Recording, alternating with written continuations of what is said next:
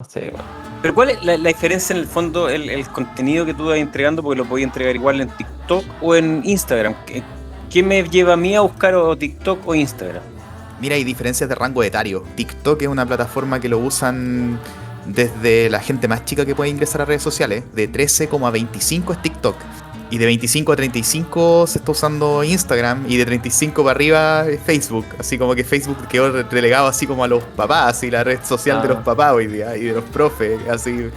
Ya, Sí, yo, por ejemplo, estoy en Instagram y Facebook, y Twitter, pero en Twitter la gente se pelea mucho. Entonces, esa es la otra cuestión, el contenido es distinto. Y por ejemplo, en Instagram están los Reels hoy día, que es como el contenido que hay en TikTok, que son videos cortos, de máximo 1 minuto. Pero, Pero todo instantáneo, todo claro, rapidísimo. pero no es, la gente no quiere, que es lo que me ha dicho hartas veces Rodrigo, que de repente uno trata de, o por lo menos nosotros, como que usamos harto Instagram, pero para entregar contenido. O sea, no para mostrar huevadas, ni bailando, ni nada de eso. Pues, como el otro día te mandé, Juaco, cuando es como esos videos que empiezan, que miran para arriba, así como, No, qué preocúpate locura, de tu weón. salud, No, qué locura. y cero contenido, Hoy entonces... día está muy, muy en boga esa cuestión del... y Claro. después... y es como... Oye, pero me lo Ya. podiste... Igual,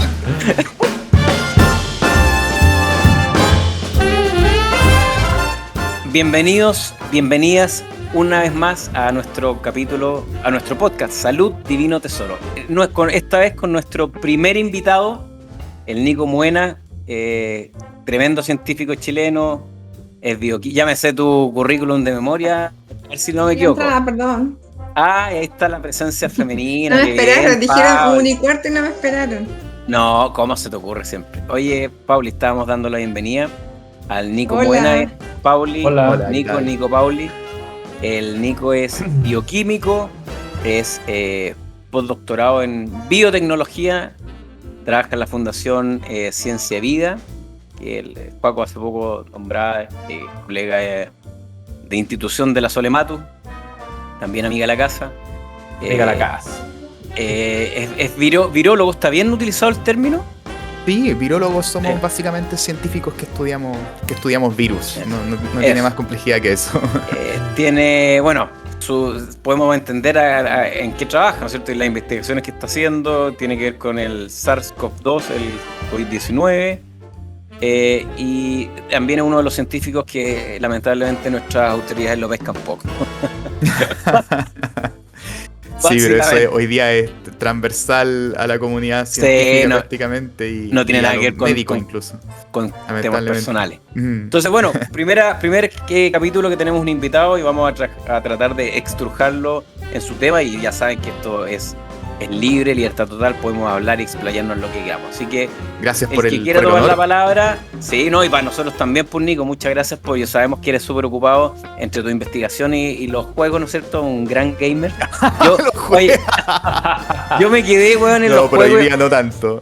Yo me quedé en los juegos, weón, en el ¿cómo se llama? En el la Donkey ranita. Kong. En el Donkey No, Kong, weón. Tu partida te quedaste en el Nintendo, weón. En el Sí, Fortnite. weón. Sí, en eso. Oye, Oye, yo creo que llegaste máximo al Super Ataris. Nintendo. Oye, Y el el- Ataris, el Montezuma. oye, weón, los encontré extraordinarios esos Es un laberintos. juegazo el Montezuma. Yo inicié en el gaming con el Montezuma. Uno de mis favoritos de toda la vida. Montezuma Qué bueno. Revenge. A mí igual me gusta. Oye, bueno, a ver, yo quiero partir de inmediato. Y todos van tomando la palabra y nos vamos interrumpiendo, no hay ningún problema. Nico, que lo hemos conversado otras veces. Acaba de aparecer un paper, ¿no es cierto?, en The Lancet que habla sobre los países que realmente tomaron la iniciativa de cerrar, ¿no es cierto?, un blackout total, y versus las muertes que han tenido, versus la pérdida económica, una serie de cosas. Y obviamente países como Australia, Nueva Zelanda, bueno, Israel ahora acaba de sacar la máscara, han tenido aspectos positivos de acuerdo a estas medidas que tomaron, y los que no, entre los cuales estamos nosotros, teniendo una vacunación, creo que vamos 8 millones de personas, dentro de las mejores a nivel mundial. Seguimos con cuarentena una semana, 15 días, volvemos a abrir, etcétera. ¿Qué estamos haciendo mal? ¿Se va a acabar alguna vez por todo este tipo de de bicharracos, ¿no es cierto? Van a ir mutando, etcétera, etcétera. Coméntanos un poquito. Sí, es súper importante lo que mencionas y yo acá no pretendo llegar y decir que tengo la verdad absoluta, Obvio. ¿verdad? Sino que yo voy a dar una opinión informada en base a la evidencia que se ha ido, digamos, acumulando y que hemos podido leer y en base digamos, a la información que yo tengo también desde mi perspectiva de virólogo. Porque yo me especializo en estudiar lo más chiquitito, ¿verdad? No tanto el comportamiento del virus en las poblaciones, que es lo más macro. Yo estoy más enfocado en estudiar la parte molecular de los virus, la parte chiquitita, cómo se comporta al infectar las células, qué desregulación hace ahí, pero igual uno se informa un poquito de todo lo que está ocurriendo hoy.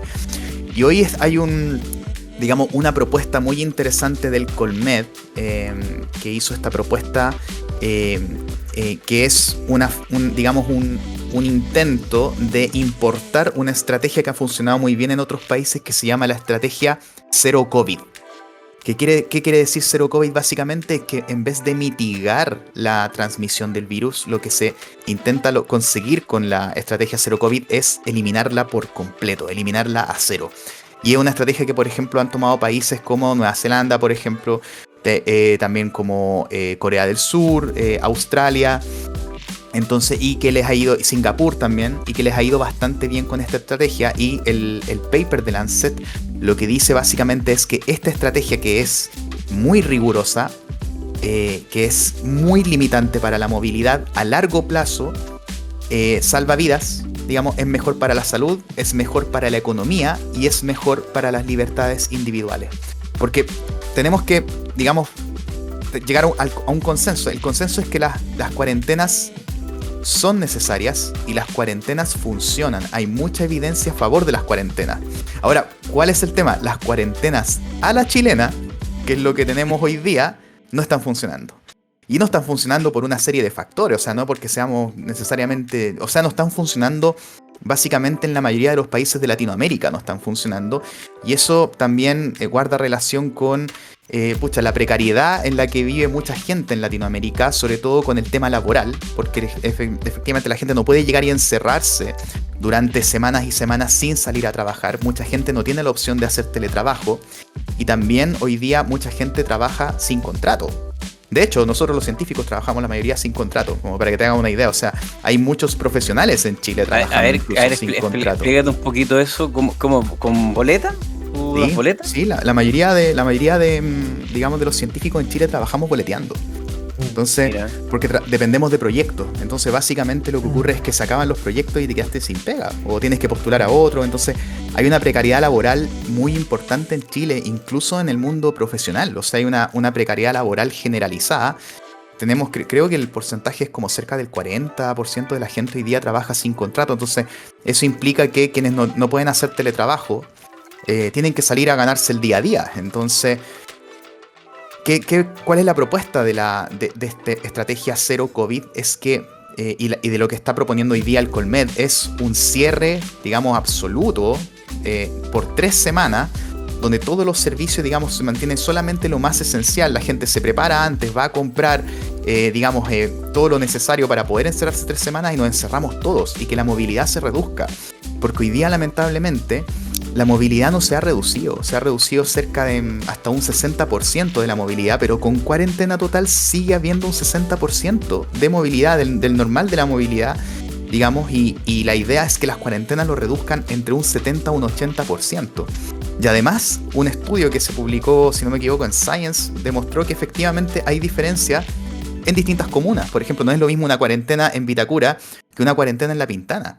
Es decir, en Vitacura se reduce efectivamente la movilidad hasta un 40%, en cambio en La Pintana no se reduce más allá de un 60%. Y eso se traduce en que en Vitacura, por ejemplo, hay 3 veces menos infección y 3 veces menos mortalidad. Entonces es dramático, y esto por supuesto que tiene que ver con una situación socioeconómica de las distintas comunas y a la imposibilidad de poder encerrarse por todo ese tiempo. Entonces, para que nosotros podamos importar esta estrategia Zero COVID, hay que preparar a la gente, hay que poder entregarle recursos para que efectivamente se pueda encerrar, reducir la movilidad, y en esos casos esto funcionaría. Entonces tenemos que tratar de apostar allá. Ahora, claro, tiene una complejidad propia de nuestro contexto latinoamericano. Claro. Más fácil decirlo que hacerlo de todas maneras. Sí, por supuesto. Bueno, ayer escuchaba una entrevista a la alcaldesa de La Pintana que se refería precisamente a esto. Bueno, tocó varias cosas, pero ahí hablaba de la incapacidad que tienen de quedarse encerrados. Ella hablaba similar a lo que tú nombraste, Nico, de las cuarentenas, que ellos tenían vecinos que vivían 11 personas en un departamento de 40 metros cuadrados. Entonces decía, imagínense cómo hacer una cuarentena en esas condiciones.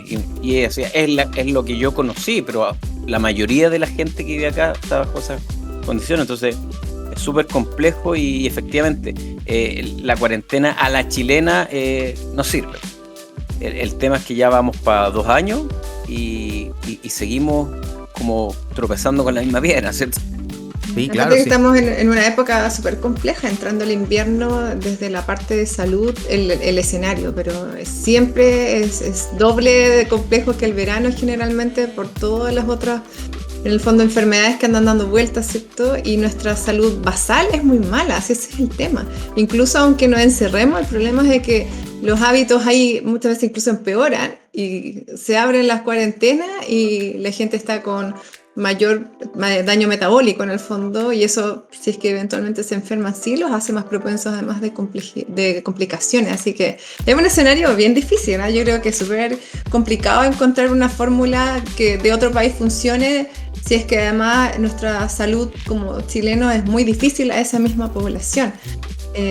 Va mucho más allá de traer la estrategia que a otros les funcionaron, en el fondo. ¿Tú en la clínica has tenido algún paciente que haya tenido COVID? ¿Sabes que he tenido algunos? Yo les voy preguntando a todos los pacientes. En general, todos han tenido cuadros leves. También les pregunto sobre sus conocidos y todo. Pero no he tenido muchas historias en que han habido complicaciones, la verdad. No hay muchas hospitalizaciones.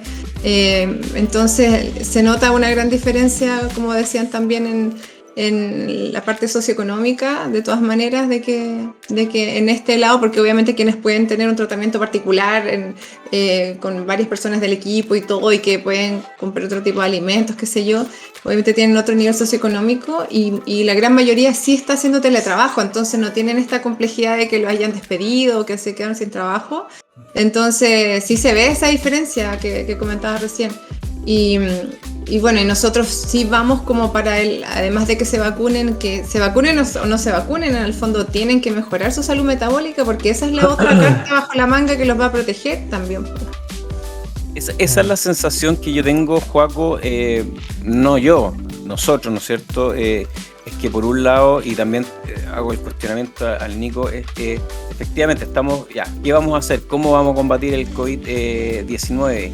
Hay secuelas, hay síntomas, ¿qué está sucediendo? Pero como que no veo la carrera paralela, ¿no es cierto?, en que ya se sabe y hay evidencia científica en que mientras más comorbilidades, parece ser que te pega mucho más fuerte, ¿no es cierto? Pero no veo ese camino paralelo desde nuestras autoridades de decir, oye, somos la población más obesa, tanto en jóvenes, adultos y en niños dentro de los países de la OCDE. Bueno, preocupémonos, ocupémonos. A ver, bueno, hay que efectivamente parar el tema del contagio, pero bueno, paralelamente, ¿qué estamos haciendo con nuestra salud en general? Mira, el Nico mencionó algo que como que me quedo dando vueltas, ¿cierto? Que no, de hecho no había escuchado. Tú puedes tener 2 comunas, por ejemplo, tenés Vitacura, tenés La Pintana, pueden tener el mismo nivel de movilidad ambas comunas, pero finalmente el riesgo de muerte es mayor en la comuna de La Pintana, por ejemplo, versus Vitacura. Y eso pasará fundamentalmente por lo que dice la Paulina también, por la salud metabólica de base que tienen las poblaciones, ¿cierto? Los grupos de personas en particular. Entonces ahí están todos los factores de riesgo. O sea, si nosotros comparamos, por ejemplo, el nivel de obesidad en Vitacura versus La Pintana, mucho mayor La Pintana que en Vitacura. Si comparamos, por ejemplo, no sé, tan simple como las áreas verdes en una y en la otra. Sí, porque eso es geográfico, ¿cierto? Claro. Pero en términos metabólicos, ya hay hartos datos interesantes que hablan, por ejemplo, de que hay diferencias abismantes entre ambas comunas, y podéis citarlo con otras comunas. El otro ejemplo: obesidad, hipertensión arterial, diabetes, insulina resistencia, muchos factores de riesgo, ¿cierto?, que a la larga contribuyen a un incremento en el riesgo de mortalidad. Entonces, cuando esta propuesta que hace el Colmet dice, chuta, nosotros, si lo toma de ejemplos de afuera, de países que lo están haciendo, y efectivamente resulta, hay otras variables que considerar también, que ya hay personas que vienen con cierta desventaja. ¿cierto? Porque tienen una salud metabólica más pobre versus otras que tienen mejor salud metabólica, ¿ya? Vienen más aventajados en ese sentido. Entonces es como difícil, creo yo, o sea, reducir la movilidad a 0 por 3 semanas, pero también tenemos este otro escenario, pues, de la población, que es complicado igual, pues la salud mental en Chile cada vez es peor, se alimenta la población cada vez más mal, está la crisis económica. No, sí, al final es una bolsa gato, weón. Sí, ¿Cómo, yo me cómo imagino. hacer, en otras palabras, y cómo hacer que todos estos elementos en conjunto participen para poder reducir el número de contagios y por lo tanto reducir el número de muertes por complejidad por COVID, por hospitalización por COVID? ¿Cómo hacerlo? Sí, ese es el tema. Suecia, por ejemplo, no tiene el tema de las cuarentenas, pues, bueno. Suecia, como que el gobierno sueco dijo, ya, usted, ciudadano, educado, culto, tenemos esta pandemia y esto. Ahí está el tema, lo dijiste, Joaco. Hay esto, entonces yo, bueno, usted de manera autónoma actúen. Vamos a limitar, obviamente, algunas cuestiones en algunos lugares donde hay masividad, pero Suecia creo que es uno de los países que presenta menor mortalidad por cada millón de habitantes. Y a eso se suma otros países nórdicos, Noruega, Dinamarca. Entonces, si se estamos... ¿Ah? No, el caso de Suecia es bien especial, digamos, porque en un comienzo hubo un momento en que efectivamente se les elevó la mortalidad muchísimo. Al principio, pero ¿no? sí, que porque hubo casos como en hogares de la tercera edad, donde tenían muchos abuelitos y se disparó la mortalidad. En estos hogares, en estas residencias donde tenían a abuelitos y se les disparó la mortalidad durante un momento. Pero creo que también, digamos, los suecos podían apostar a esta estrategia, que fue altamente no recomendada por expertos de todo el mundo, digamos, la estrategia fue súper criticada. Sí, la estrategia, digamos, de dejar que la gente se infecte naturalmente para adquirir una inmunidad de grupo. De hecho, varios expertos se reunieron y escribieron, digamos, un memo. El memo de Jon Snow, lo pueden buscar. Jon Snow, digamos, en referencia al epidemiólogo, no al Jon Snow de Game of Thrones. Alguien pregunta. Pero, algo digamos... técnico, algo sí, el Jon... no, el mundo ñoño... Ahí estamos remetidos. Pero ese es el tema, que finalmente ellos escriben este memo, digamos, diciendo que esta estrategia no es factible, sobre todo en lugares donde no hay una infraestructura en salud adecuada para poder resistir una presión tan grande en contagio. En el caso básicamente de camas, ¿no es cierto? Claro, tiene una infraestructura tremenda para poder responder, o en países más robusta, también claro. más robusta, como en Alemania, por ejemplo. Entonces, son lugares donde las ciudades, por ejemplo, tienen, es increíble, pero en Europa no está tan centralizado el tema como acá. Es decir, tienen ciudades que son completamente autónomas unas de otras, que no dependen, por ejemplo, de la capital, y que tienen hospitales, tienen centros de investigación, tienen centros de salud de alta complejidad. Entonces, pueden responder, digamos, en todos los lugares y tienen una mejor infraestructura. Pero claro, la gran pregunta, que justamente la que tú dices, Joaco, es cómo finalmente logramos importar esta estrategia acá y que se pueda hacer. Porque, digamos, los países... ¿Qué pasa con los países que han logrado instaurar esta estrategia cero COVID, que ha funcionado también? Son países que, por supuesto, tienen una mejor infraestructura en salud, por supuesto que tienen un PIB, por supuesto, más elevado, entonces son países desarrollados, y entonces no es el mismo contexto. Aparte también la circulación de variantes muchas veces no es la misma en estos lugares, y además muchos de estos países, si por ejemplo consideramos Singapur, consideramos Corea, son países que tuvieron antes ya experiencia con otras epidemias, y con otras epidemias importantes de otros coronavirus, como son el SARS, como son el MERS. O sea, digamos, esto golpeó muy fuerte en Singapur durante un momento, golpeó muy fuerte también en Corea, se les murió gente, y lo que hicieron ellos fue hacer una gran inversión y generar instituciones de respuesta rápida cuando esto ocurriera. Por ejemplo, si nosotros nos comparamos con países como Nueva Zelanda, ellos detectan un brote de alguna variante que les ingresa y la respuesta es, pero así, es rapidísima. Se cierran las fronteras, se cierran los lugares, se va a cuarentena absoluta, completa, digamos, pero son en periodos cortos, porque cuarentenas o sea, yo vivo en Renca debe llevar más de 90 días en cuarentena, llevamos más de 3 meses seguidos, continuos en cuarentena. Entonces, nadie puede básicamente vivir 3 meses en cuarentena. Es muy difícil sobrellevarlo, es muy difícil de... El impacto en la salud mental es brutal. Bueno, la salud y sobre mental, todo la salud Y física, sobre también todo metabólica. lo que hablamos, de hecho lo hablamos, Nico, ¿te acuerdas cuando tú me decías, weón, yo me iba al laboratorio en bicicleta, volvía en bicicleta, me movía y ahora como estoy trabajando en una serie de proyectos que tengo que estar sentado al computador, weón, no me puedo mover, o sea, no puedo salir. Nada. Las franjas horarias, que también lo conversamos en algunos capítulos anteriores, es distinto salir a caminar a las 6:30, weón, en Vitacura, que salir a caminar a las 6:30, weón, en La Pintana o en el barrio mismo donde tú estás, Nico, o en Conchalí, porque, weón, te pueden asaltar. O sea, O sea, yo dejé pedalear porque me asaltaron, me robaron la bicicleta. O sea, me quedé sin bicicleta, iba camino a mi trabajo y me robaron, digamos, porque tenía permiso para salir en cuarentena y no había gente transitando. Entonces estaba muy sola la ciclovía y me salieron al camino y me robaron todo. Entonces me quedé tirado camino al laboratorio, quedaron experimentos tirados, o sea, perdimos tiempo de investigación. Es heavy, entonces es precisamente eso. O sea, a un deportista de elite hace poco le robaron su bicicleta, a un deportista olímpico, a un ciclista olímpico, campeón panamericano, y le robaron su bicicleta, que es su herramienta de trabajo, su herramienta con la que él practica deporte de manera profesional, y se la robaron. Con la que representa al país, weón. Con la que representa el deporte chileno. Y la principal crítica fue: esta franja horaria es peligrosísima. O sea, hay que salir de repente. Para poder llegar a un lugar tenéis que salir a las 5:30 de la mañana, hasta 6 de la mañana, está oscuro y te cocotean, ¿no? Imagínate entonces, un triatleta, pollo, un triatleta que le mete horas y horas del día al entrenamiento y tiene esta pura franja horaria para hacer. Se levanta a las 3 de la mañana, seguro. Claro.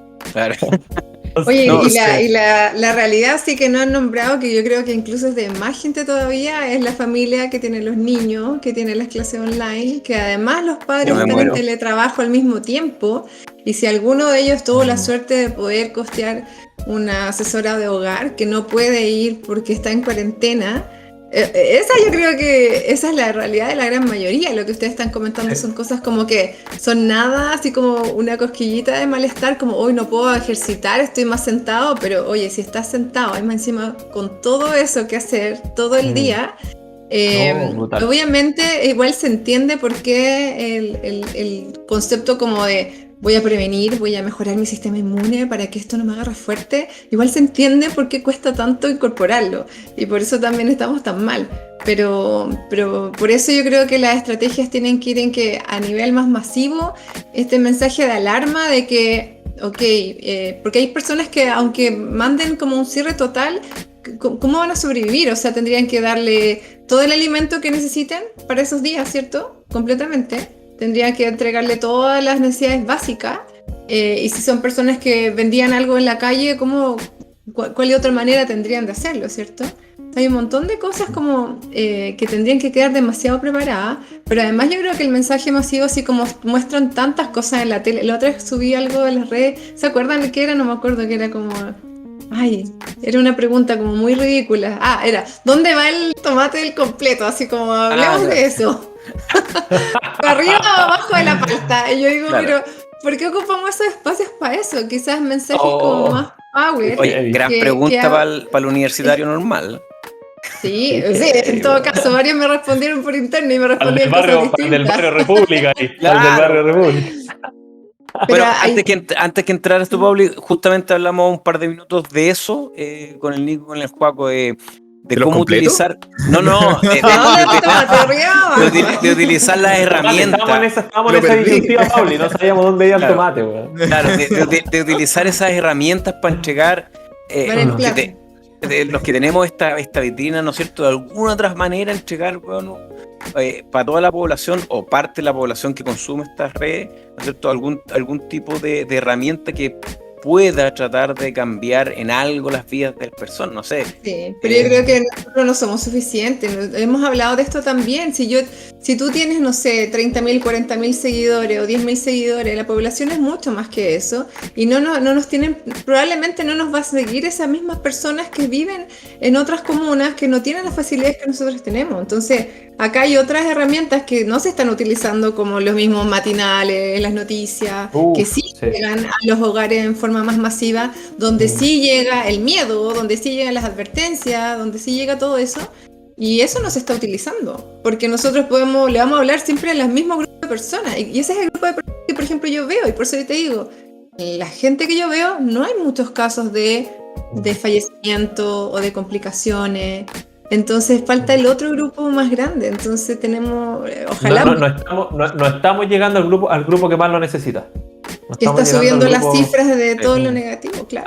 A ti, Nico, igual, bueno, te invitan siempre, o no sé si siempre, pero más o menos seguido a televisión, entrevistas, la radio, o sea, de alguna otra forma igual Ah, un hay. famoso. Sí, el Nico la lleva. No, pero son Y puñas la mayoría de a la las veces. fundación Habla siempre. bonito, sí, habla bonito. Sí, y a la fundación siempre siempre la sacan a colación y aparecen. Siempre se me olvida el nombre, bueno, el maceta Tomás Pérez Acle. de Sí, Tomás, claro. Tomás es que maneja toda la parte de cifras. Claro, él es biólogo, ¿no es cierto? Es bioestadista. Él es, si no me equivoco, es biólogo computacional. Computacional, pero- eso. Sí, Claro. sí. Pero claro, yo creo que siempre va a ser es poco. Siempre es poco. Y incluso así, si mandamos las buenas señales a la gente, parte por la responsabilidad de uno, pero también por un tema social, y ahí entra el tema de las vacunas. Y aprovechando también te quería preguntar, Nico, respecto a eso. ¿Te vacunaste? No, no. No, porque me voy a quedar pegado al refrigerador, imagínate. No, estoy con mis 2 vacunas al día. No, ¿cuánto se demoraron en detectar el genoma del COVID, weón, y la vacuna, las diferentes vacunas? ¿Tiene que ver con eso o funcionan exactamente igual las 3 vacunas que El están- ARN mensajero, Nico. Claro. El ARN mensajero. No, son tecnologías distintas las distintas vacunas que, por ejemplo, hoy día las que están aprobadas en Chile, que son la de Pfizer BioNTech, la de Oxford AstraZeneca, y tenemos también la de CanSino, recientemente aprobada. La de Oxford AstraZeneca y la de CanSino funcionan con la misma tecnología, son muy parecidas. Y bueno, la de Pfizer BioNTech es ARN mensajero, y la Sinovac, que es la que más, digamos, la que más se ha aplicado hoy día en Chile, está basada en la tecnología más clásica, más antigua, más típica, que es la tecnología de virus inactivado. Entonces al menos tenemos en Chile 3 tecnologías distintas. Y de hecho hay otra tecnología más que se está aprobando hoy día, que es la de Novavax, pero no se está aprobando en Chile, se está aprobando recién, el FDA, digamos, está evaluándolo porque publicaron sus ensayos en fase 3, que está basado en proteína recombinante, es decir, se fabrica la pieza del virus en el laboratorio y eso es lo que se usa como vacuna. ¿Cuál es la ventaja que tienen estas otras tecnologías que la gente piensa mucha gente me ha dicho, oye, están experimentando con nosotros, Claro. somos conejillos de India? Y la verdad es que no es así. O sea, la tecnología de vacunas de vectores adenovirales, ya se habían aprobado vacunas antes en esta tecnología. Se habían aprobado en China, por ejemplo, ya se habían aprobado para otros usos. O sea, perdón, no partieron de cero, para que la No, gente entienda. Esto no partió de cero. La tecnología de vectores adenovirales partió investigándose en los años 80 y la tecnología de ARN mensajero partió investigándose a fines de los 80, comienzos de los 90. Entonces, la de vectores adenovirales, por ejemplo, la de Janssen, la de Oxford AstraZeneca y la de CanSino, y también la de los rusos, la Sputnik 5, todas estas vacunas están basadas en una tecnología que lleva más de 40 años de investigación. Y por otro lado, la de ARN mensajero son parecidas. Lo que hacen estas tecnologías es usar información genética para que nuestro propio cuerpo fabrique piezas del virus y así el sistema inmune las reconozca. La tecnología de ARN mensajero es una tecnología que lleva más de 10 años en ensayos clínicos, evaluándose sobre todo para cáncer, vacunas contra el cáncer, y lleva más de 30 años de desarrollo. Entonces es un montón de tiempo y ya se había evaluado para otras también enfermedades infecciosas, pero hay hoy día esta aprobación de emergencia que se le dio hoy día a las vacunas de Pfizer BioNTech y a la de Moderna también, va a permitir avanzar. No todo es malo, digamos, o sea, en la pandemia. Va a permitir avanzar en las vacunas que hoy día se están haciendo, por ejemplo, para algunos tratamientos de cáncer y para otras vacunas relacionadas con esta tecnología que es poderosísima. O sea, lo que se puede hacer con ARN mensajero de aquí al futuro es muchísimo. Entonces, por un lado, ese mensaje esperanzador de que no todo es malo de aquí en adelante. O sea, vamos a tener que lidiar y arrastrar, por supuesto, saliendo de esta pandemia, cuando podamos salir, con varios problemas de salud postergados. que se han tenido que postergar por que el sistema de salud está colapsado. Y de salud mental, de salud metabólica, como ustedes dicen, de un montón de problemas de salud que se postergaron. Y yo creo que esto nos va a marcar como sociedad. O sea, yo creo que tenemos que asumir hoy que ya no vamos a volver a la normalidad de antes. O sea, vamos a volver a una normalidad, pero va a ser otra normalidad, no va a ser la normalidad. Y con esto no quiero decir que vamos a tener que seguir usando mascarilla eternamente o que vamos a estar conviviendo con este nivel de hospitalización y este nivel de muertes todos los días, sino que cuando podamos salir de esto, que hay países que, como tú bien dijiste, Pollo, en Israel, por ejemplo, ya la gente sacando la mascarilla en espacios abiertos. Entonces vamos a ir gradualmente, cuando esto vaya pasando, vamos a ir eliminando las mascarillas, vamos a hacer reuniones de más gente y todo. Pero van a haber cosas que no van a volver a ser las mismas. Y a lo mejor algunas de esas cosas para mejor. Por ejemplo, la digitalización obligada por la que tuvimos que pasar ahora, que significó un estrés tremendo, sobre todo para los profes, para los alumnos, va a cambiar, y para la gente que hace teletrabajo, va a llegar a cambiar muchas cosas en el futuro. Por ejemplo, imagínate lo que van a hacer las reuniones de apoderados ahora. Los apoderados probablemente ya no van a tener que ir presencialmente a la escuela. Llevar el quequito a la reunión. Claro, todo eso. Entonces, van a haber muchas cosas que hoy el día... juguito, la bebida de la reunión. La comida proinflamatoria. Hoy día que se van a poder hacer digitalmente. O sea, va a haber gente que a lo mejor no va a volver a trabajar presencialmente y va a volver solamente va a hacer teletrabajo. Entonces yo creo que esto va a permitir no solamente acelerar tecnología en la parte biomédica, en la parte científica, que va a avanzar muchísimo, sino que también va a permitir avanzar en todo lo que es tecnologías de la información. Y yo creo que esa va a ser como la parte positiva que vamos a poder sacar de esto.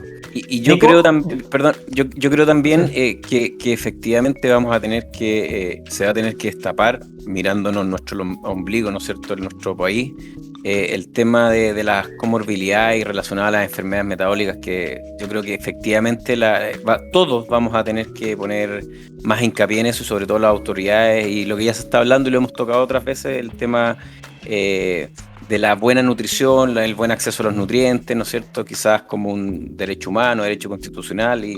O sea, efectivamente, porque no podemos seguir con estos índices de obesidad y enfermedades relacionadas, ¿no es cierto?, a problemas metabólicos. Perdona, Juaco. Nico, yo te quería hacer una pregunta.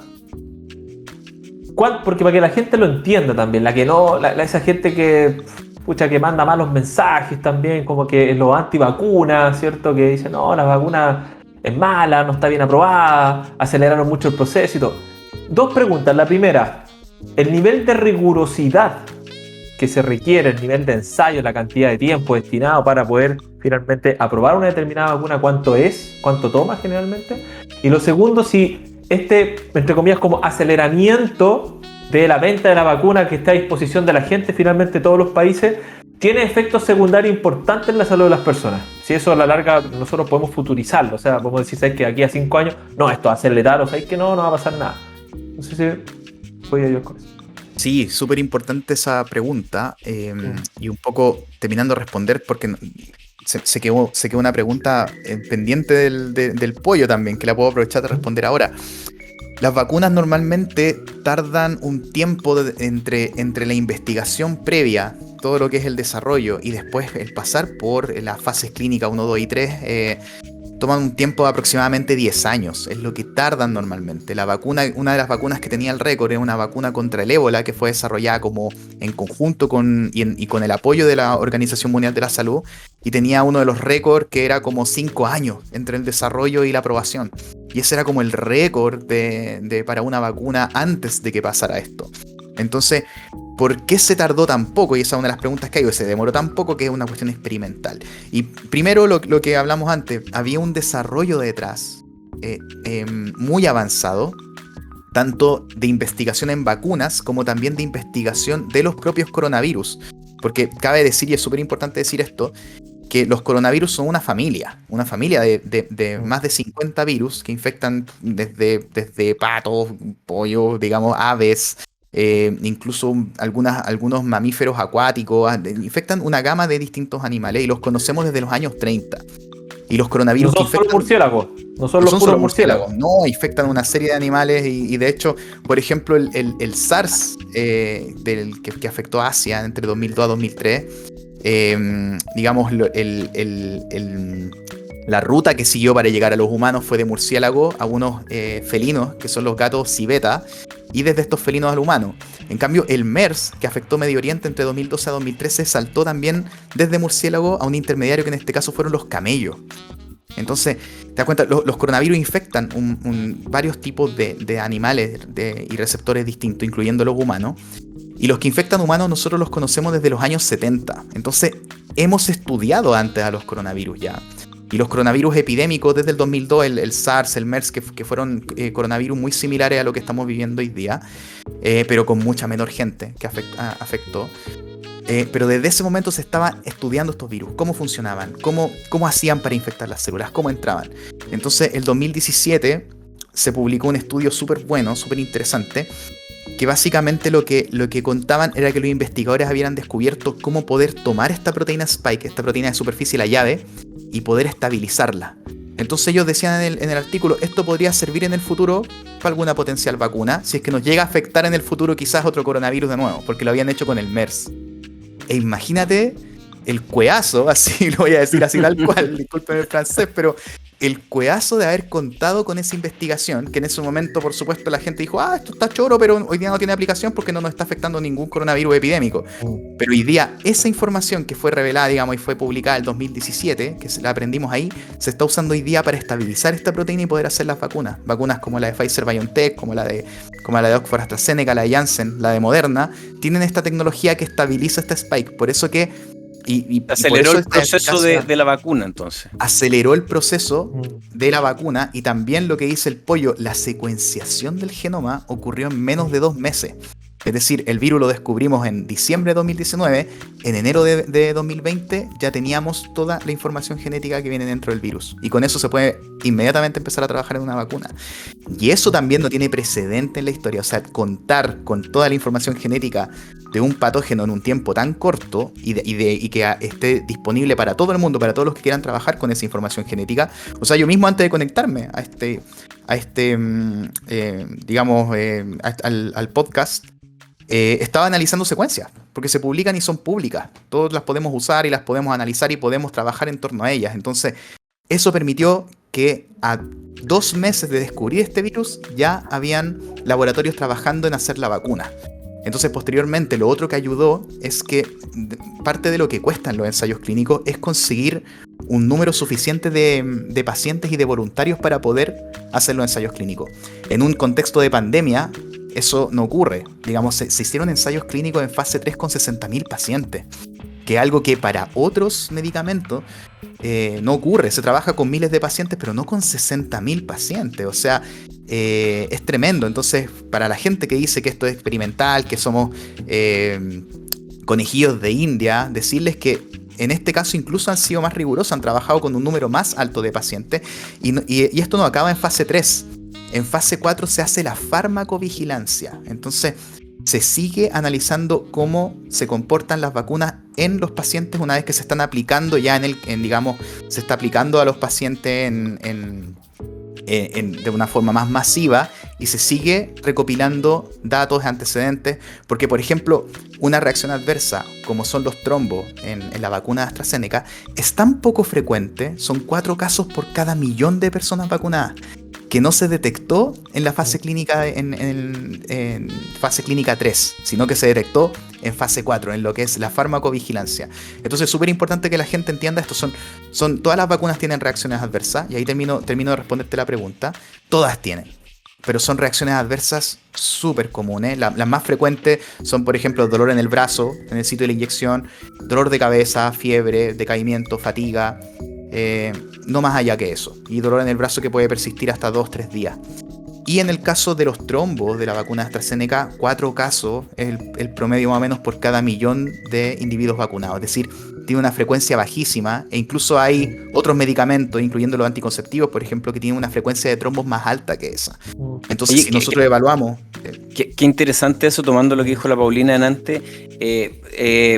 Nuestra cultura de matinal, lo que tú explicaste en 3-4 minutos, pucha, que sería interesante que se paseara ese párrafo, ¿no es cierto?, por todos los matinales y el acceso a toda la gente, ¿no es cierto?, que que consume estos espacios, porque nadie tiene idea, o sea, todos se toman de ese porcentaje mínimo de los trombos, todos se toman de que la vacuna se partió en menos de un año y ya no estaban vacunando todos. Nadie sabe realmente el contexto que hay detrás. Qué importante sería este mensaje, Nico, que se viralizara, ¿no es cierto? Que la gente entienda en forma didáctica, fácil, bueno, como tú lo acabas de entregar, de que hay harta investigación, de que no se le ocurrió a Juanito ni a Pedrito, bueno, esta vacuna, ni que están experimentando con nosotros. Pero bueno, para eso estamos. Los espacios, por eso a mí me gustan los podcasts. Yo soy fanático de los podcasts, escucho mucho podcast de un montón de es que, digamos, para mí una de las ventajas del podcast es que uno se puede extender, puede conversar con más tiempo, y si la conversación está buena uno se extiende nomás y no hay limitantes de más allá del tiempo que tienen las personas que están en el podcast. Entonces, porque la verdad es que, claro, tú dices, bueno, al Nico igual lo invitan de repente a estar en la tele, en la radio, pero el tiempo siempre es acotado. Hoy día en la mañana me invitaron a hablar en el Mega Noticias de la mañana, 10 para las 7 de la mañana, así que ahora estoy muerto de sueño, porque me levanté muy temprano para poder estar listo. Pero fueron 10 minutos, y en 10 minutos había que condensar el tema del momento, que es la combinación de las vacunas AstraZeneca con Pfizer-BioNTech.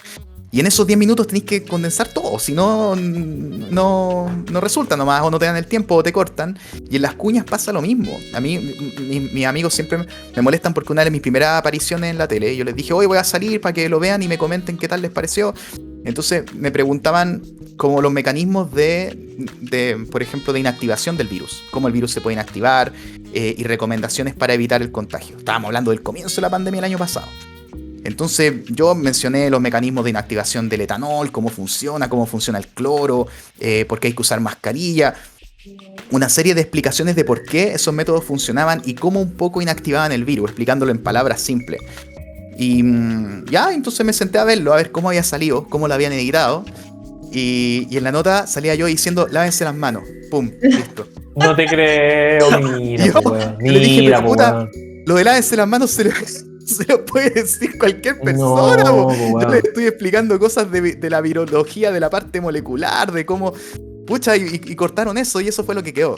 Yo les mandé un video como tenéis los editores y los periodistas que son poco científicos. De hecho, no hay, pues, es escaso. Bueno, ustedes. Oye, yo tengo algunos comentarios y dudas que tienen que ver con lo que yo más escucho en la consulta, Nico, que por el tema, por ejemplo, de las vacunas. Uno de ellos es un poco la confusión de lo que se está buscando realmente con las vacunas, y la extrañeza de muchas personas al seguir escuchando que las personas se siguen enfermando, de que siguen falleciendo, ¿cierto? Cuando ya tienen ambas dosis puestas y cuando ya han pasado 2 semanas tras la última inyección. Y también mucho que esto que se está comentando sobre la diferencia entre el riesgo relativo y el riesgo absoluto. Entonces hay personas que muestran ambos números y la diferencia tan grande que tiene. Entonces es donde también se cuestiona mucho el tema de las vacunas. Si nos pudieses como aclarar eso, sería bien entretenido. Sí, súper relevante la pregunta, Paulina. En verdad es súper importante, y me lo han preguntado varias veces pucha, en verdad Chile inició una campaña de vacunación masiva. Y llevamos hasta el momento, según los últimos datos del MinSal, que los tengo acá, tenemos el 60,8% de la población objetivo que completó su esquema de vacunación, y un 77,8% con las dos dosis, claro, pero ahí se considera, y lo dijo Paulina súper bien, se considera la gente que recibió su segunda dosis. Pero tenemos que pensar que esto la vacuna no protege de un día para otro. No es que te coloque la segunda dosis, listo. No. Sino que tiene que pasar un tiempo para que esa segunda dosis también genere un efecto en el sistema inmune. Entonces se suele considerar que son 2 semanas tras ese momento. Y los ensayos clínicos así lo hacen. Digamos, miden 2 semanas después de aplicada la segunda dosis. Entonces, claro, para que en verdad esas personas estén realmente inmunizadas, hay que esperar además 2 semanas más. Entonces ese 60,8 es un poquito engañoso, debería ser un poquito más bajo.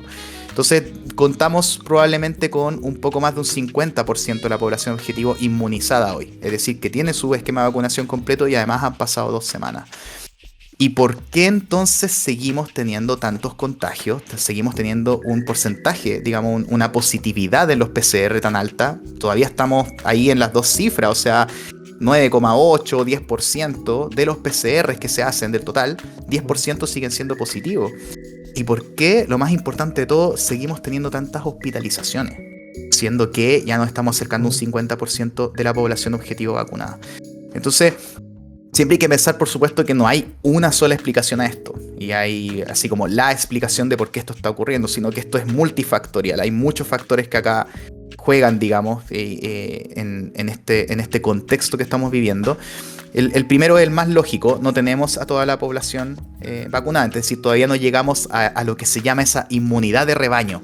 ¿Qué quiere decir esto? Que hay tanta gente vacunada que básicamente que se encuentren 2 personas susceptibles es muy raro, porque alrededor de las personas susceptibles hay puras personas vacunadas. Entonces el virus no puede ir saltando indefinidamente porque se encuentra con barreras, es como un cortafuego. Se encuentra con gente vacunada alrededor, entonces el virus no logra saltar a estas personas y no logra seguir infectando. Esa es la idea, a eso queremos llegar, a eso estamos apostando, a la inmunidad de rebaño, pero mediante vacunas, no mediante infección natural, porque la infección natural se nos dispara la mortalidad, se nos colapsa el sistema de salud, entonces las vacunas nos permiten alcanzar esa inmunidad de rebaño sin que haya enfermedad. Sin embargo, todavía... Y esa es la responsabilidad que tenemos cada uno de nosotros, ¿no es cierto?, como parte de esta sociedad. Mi decisión le afecta al de al lado y así sucesivamente. Súper importante porque es una responsabilidad social también. Es decir, yo no solamente me estoy protegiendo a mí cuando me estoy vacunando, sino que estoy protegiendo a otras personas que ya no se decían vacunar, que es el peor de los casos, que no hagan porque, digamos... Mira, con los antivacunas me voy a meter después porque yo los separo en 2 grupos, digamos. Hay gente que tiene dudas. Sí, hay gente que tiene dudas que son razonables y hay otras personas que digamos, no tienen duda o no dudas, sino que... Ver la cuchara y sí, que no. y el tema de la cuchara, por ejemplo, que son cosas completamente irracionales. Pero ese es el tema, que cuando yo me vacuno puedo proteger, por ejemplo, a niños hoy día menores de 12 años que no pueden vacunarse porque todavía la vacuna no está aprobada para ellos.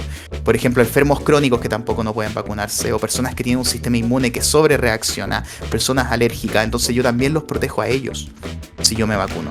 Entonces es parte de... es una decisión solidaria, es una decisión que conlleva responsabilidad social y es una decisión que va acorde a vivir en sociedad. Es decir, yo también me estoy preocupando del de al lado. Entonces, a mí, por lo menos, me produce ¿cómo podría decir? Una disonancia cognitiva. La gente que dice, pucha, yo voy a Plaza Dignidad a protestar por mis derechos, por los de los demás, pero no me voy a vacunar porque se me pegan las cucharas. No, po. O sea, sé coherente. O sea, si a ti te preocupa el bienestar social, te preocupa el tema social, te preocupa que la sociedad avance en su conjunto, vacúnate. Eso es lo lógico. Porque vacunándote estás protegiendo también a otras personas, no solamente a ti. Entonces, eso a mí me parece muy ilógico cuando veo un poco esa discordancia. Yo creo que tiene que ver con hoy día, lamentablemente, que hay mucha desconfianza con la autoridad. Y en esa desconfianza a la autoridad, digamos, ya sea por razones de casos de corrupción, por el estallido social, por una serie de cosas que han ocurrido, se está extendiendo a la ciencia. Y eso yo lo encuentro tremendamente negativo. Porque sin la ciencia no podemos seguir avanzando. Entonces, Nico, antes de que siga, yo tengo una duda que también es algo que me han preguntado varias personas, que tiene que ver con que al estar vacunado, la transmisión del virus, inicialmente se decía que no se podía decir que disminuía, que en el fondo al principio era como las hospitalizaciones, ¿cierto? Las muertes, los ingresos a UCI, eso sí se pueden objetivar mucho más claramente.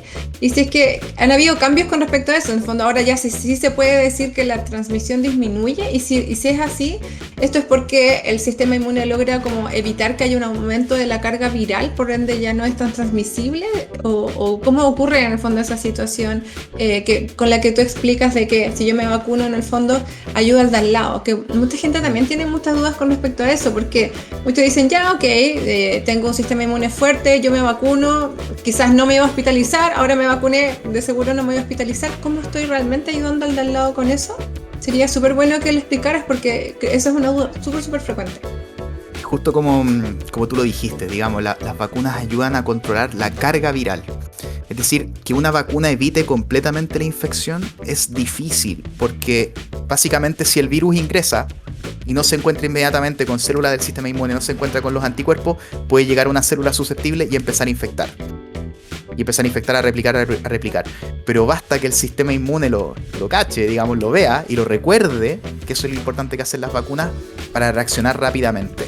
Entonces, finalmente, ahí está la diferencia. La persona que está vacunada, la persona que está inmunizada o la persona que tuvo una infección previa puede infectarse, puede volver a infectarse, ya han habido casos, pero el sistema inmune reacciona tan rápidamente que el virus no alcanza a generar tantas copias de sí mismo. Entonces, como no alcanza a generar tantas copias, nosotros no lo vamos a estar expeliendo, digamos, exhalando constantemente para infectar a otros. Es súper difícil estudiar cómo las vacunas impactan en la transmisión, básicamente porque tenemos que además medir, no solamente medir a aquellos pacientes que se infectan sintomáticamente, sino que también tenemos que considerar a aquellos que se infectan asintomáticamente. Y medir eso es re difícil. La única forma de hacerlo básicamente es con un PCR. Porque tenemos una población no menor de gente que se infecta y no presenta síntomas. Es cerca de un 40% del total de la gente que se infecta. Entonces, tenemos evidencia ahora sí, pero todavía es limitada. Y tenemos evidencia, por ejemplo, de las vacunas de ARN mensajero, de la de Pfizer-BioNTech y de la de Moderna. Y este estudio es bien choro y es bien impactante porque ellos encontraron que con solo una dosis, digamos, y estudiaron solo una dosis porque son resultados que todavía no están completos, es decir, están investigando todavía qué pasa con 2 dosis, pero solo con una dosis la transmisión dentro de las casas, es decir, lo que hicieron fue seguir a pacientes que se infectaron y se fueron a la casa, y estaban las demás personas vacunadas con vacunas de ARN mensajero. En estos casos se redujo la transmisión en un 50%, solo con una dosis. Y estamos hablando de transmisión en general, tanto después se le hacía PCR a toda la gente de las casas, independiente si tenían o no tenían síntomas, y se veía si tenían o no tenían el virus.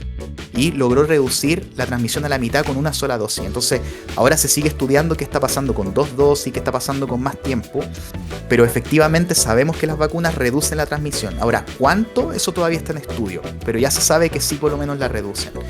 Ahora, claro, ¿qué pasa con la infección sintomática? La reducen en casi un 70%, según el último estudio del MinSal, del doctor Araoz, en un 67%, pero lo más importante es que se reduce la hospitalización en cerca de 90%. De hecho, te liberó ese dato y cerca de un 90% de las personas que hoy día están hospitalizadas son personas que no cuentan con su esquema de vacunación completo. Y como gran parte de esa población es más joven, el rango etario de las hospitalizaciones bajó. Si ustedes se dan cuenta, o sea, ya no tenemos a tantos adultos mayores y tenemos gente más joven. Y entre esa gente joven que está hospitalizada, y esto es súper importante porque ustedes lo están mencionando constantemente, hay muchas personas con obesidad. La obesidad es uno de las comorbilidades, digamos, y factores de riesgo más importantes para la COVID-19.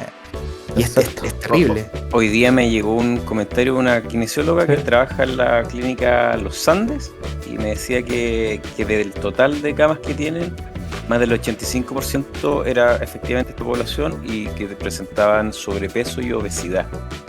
Estamos hablando de una clínica bastante cotamil. Increíble. Oye, yo no sé, perdón, ¿la producción ya estamos? Ah.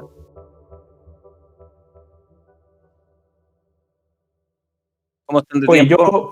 yo lamentablemente está súper interesante la conversación, Ya. pero estoy a cerremos puertas entonces. de entrar a una clase.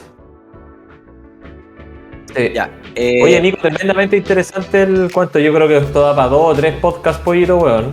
O sea, podemos hacer otro. si el artista aquí Podríamos centrarnos en el tema del riesgo de mortalidad, weón, con una vacuna, con 2 vacunas y según grupo etario, porque se ha reducido, pero y lo otro considerablemente, interesante weón. que no En tocamos Chile, es el al tema menos de las secuelas, si es que son secuelas o son síntomas que podría... Bueno, Nico, si tú se puede, podemos abusar de tu tiempo, veamos la próxima semana. Otro día podemos hablar de la COVID larga, creo que es súper interesante. Pero lo que yo quería, para cerrar la idea, porque no la alcancé a cerrar, de por qué seguimos teniendo tantos casos y tantas hospitalizaciones. Una está el tema de que falta gente que se vacune.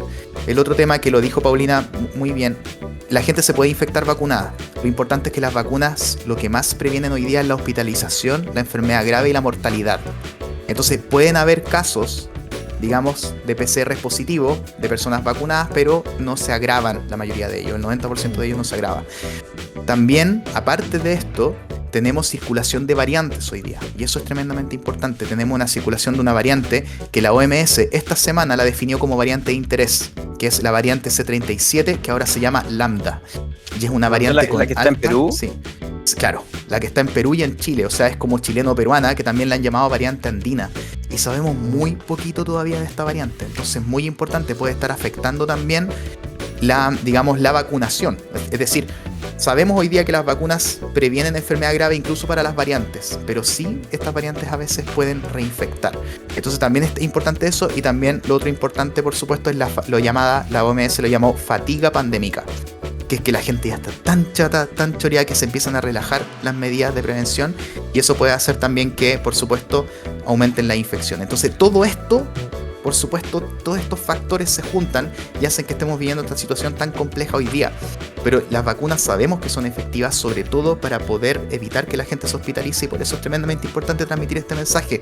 Y también para la COVID larga, que podemos hablarlo en otro momento, como previene la enfermedad sintomática, también previene estos síntomas de largo plazo que pueden extenderse hasta por meses después, incluso síntomas neurológicos, también se previenen por la vacuna, y en algunos casos personas que presentan estos síntomas dicen que se han recuperado después de recibir una vacuna.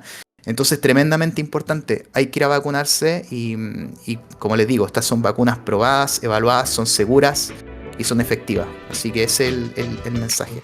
Fantástico invitado el día de hoy. Nico, te vamos a cobrar la palabra para la próxima semana.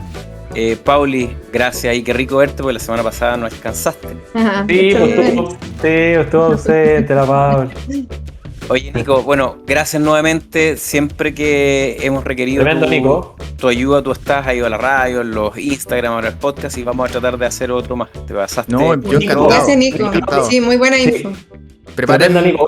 Voy a preparar aprovechar la invitación a la universidad de trabajo, weón.